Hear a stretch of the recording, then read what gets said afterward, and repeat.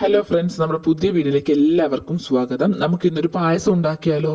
എൻ്റെ വീഡിയോ എല്ലാവരും ഒന്ന് സബ്സ്ക്രൈബ് ചെയ്ത് കാണാൻ ശ്രമിക്കണേ പ്ലീസ്. കുറേ ആൾക്കാർ വീഡിയോ സബ്സ്ക്രൈബ് ചെയ്യാതെയാണ് കാണുന്നത്.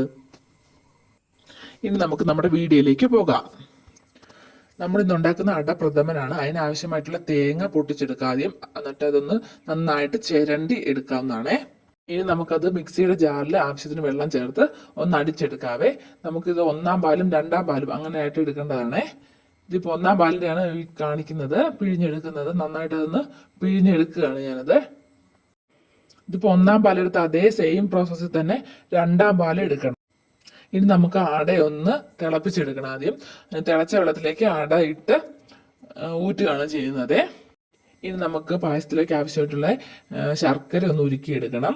അതിനുശേഷം പായസത്തിലേക്ക് ആവശ്യമായിട്ടുള്ള തേങ്ങാക്കൊത്ത്, കടല ഒക്കെ നെയ്യിലാണ് വറുത്തെടുക്കുന്നത്. ഇതെല്ലാം ഒന്ന് നെയ്ക്കകത്ത് നമുക്ക് നന്നായിട്ട് വറുത്തെടുക്കണം.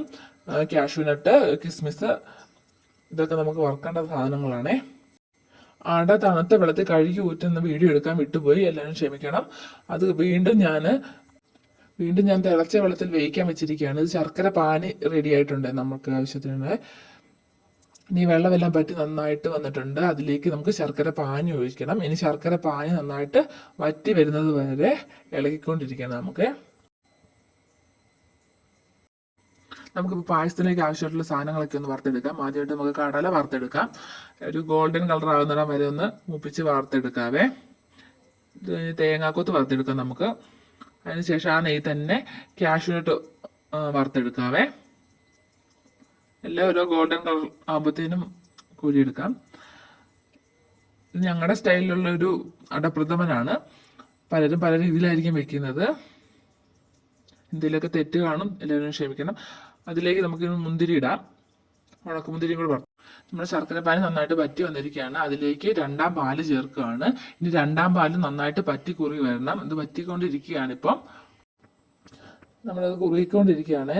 അതിലേക്ക് നമ്മൾ പശുവും പാല് ചേർക്കുകയാണ്. 1/2 ലിറ്ററോളം പശുവും പാല് നമ്മൾ ഇതിനകത്തേക്ക് ചേർക്കുന്നുണ്ട് കേട്ടോ. അതിലേക്ക് ഒന്നാം പാല് ചേർക്കുകയാണ്. അതൊരുമാതിരി ചെറുതായിട്ട് കുറുകി വരുമ്പോഴത്തേക്കിനും നമ്മൾ അതിലേക്ക് ചുക്ക്, ജീരക, ഏലക്ക പൊടിച്ച് ചേർക്കുകയാണ്. അതിലേക്ക് വറുത്ത് വെച്ചിട്ടുള്ള സാധനങ്ങളൊക്കെ ചേർക്കുകയാണ്.